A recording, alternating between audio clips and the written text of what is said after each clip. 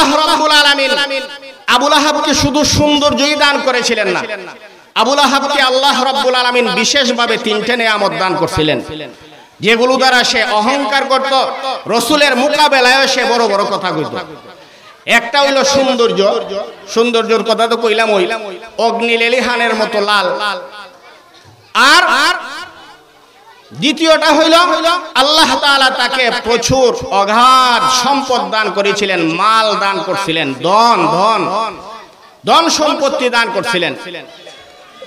এই যে সৌন্দর্যই বলেন আর ধন সম্পদই বলেন আর যা কিছুই বলেন, এগুলো কার দান? আল্লাহ রাব্বুল আলামিনের দান কিনা? তাহলে আল্লাহ তাআলা যদি দান করলেন, বান্দার কর্তব্য কি? আল্লাহর কৃতজ্ঞতা স্বীকার করা, ঠিক না কথা? কিন্তু আবু লাহাব আল্লাহর কৃতজ্ঞ হওয়ার বিপরীতে সে আল্লাহ তাআলার অকৃতজ্ঞ হয়েছে, আল্লাহ তাআলার না শুকরি করছে, শুকরিয়া আদায় করে নাই। পরিণামে সে অহংকার, দম্ভ এবং শাস্তির যোগ্য হয়েছে। শাস্তির কি হয়েছে?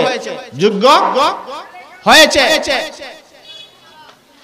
আমাদেরকে শুধু সূরা লাহাবের তাফসীর আলোচনা করলেই চলবে না, বরং তাফসীর থেকে আমাদের কি শিক্ষণীয় আছে, আমাদের অবস্থার সাথে এটা ফিট করতে হবে, ঠিক না কথা? আবু লাহাবের না শুকরি করছে, উচিত কি ছিল? আল্লাহ তাআলা যে তাকে সৌন্দর্য দান করছেন, আল্লাহ তাআলা যে তাকে সম্পদ দান করছেন, এগুলোর শুকরিয়া আদায় করা। কারণ এই যে সৌন্দর্যটা যে আল্লাহর দান, এটা বোঝার জন্য আপনি একটু চিন্তা করেন, যে ব্যক্তির রং কালো, সে যদি সারা জীবন লাখ সাবান কোন এরপরে কাপড় ধুইবার সাবান বলে এটার মাঝে অ্যাসিড বেশি আছে, দরকার হয় ফসা সাবান দিয়ে যদি 1000 বার ঘষায় দিন, লাল হইব নি? লাল হইতে পারবো না। তাইলে লাল হওয়া আর কালো হওয়া, আকার অবয়ব সুন্দর হওয়া, এগুলো কার দান? আল্লাহ রাব্বুল আলামিনের দান। যে ব্যক্তির নাকটা সেফা, যদি সারা দিন সয়াবিন তেল, নারকেল তেল, ভালা তেল লাগাই সেটা টানে, শুকা হইব তো? হবে না। তাহলে এগুলো হইল আল্লাহ রাব্বুল আলামিনের বিরাট দান। এগুলোর জন্য কৃতজ্ঞ হওয়া হইল উচিত, আল্লাহর শুকরিয়া আদায় করাই ছিল কর্তব্য। আবু লাহাব তা করে নাই, আল্লাহর নাশুকরি করছে।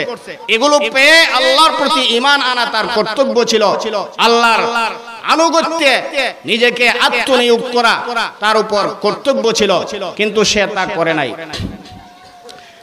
আমরাও তো এই সুন্দরের বড়াই করি না? একটু সুন্দর হইলে পরে কি যে বড়াই, আমাদের আটায় বোঝা যায় যে আমার থেকে সুন্দর আর কেউ নাই। এই সুন্দর যে বড়াই করলেন, আপনি ভিতরে যে বড়ত্ব আনলেন, অহংকার, এটা হইল শিরিক। এটাও শিরিক। এটাও কি শিরিক? গোপন শিরিক, অন্তরে অন্তরে নিজের খুব পছন্দ করা, নিজের বড় মনে করা, এগুলো হইল শিরিক। এগুলো বর্জন করতে হবে আমাদেরকে।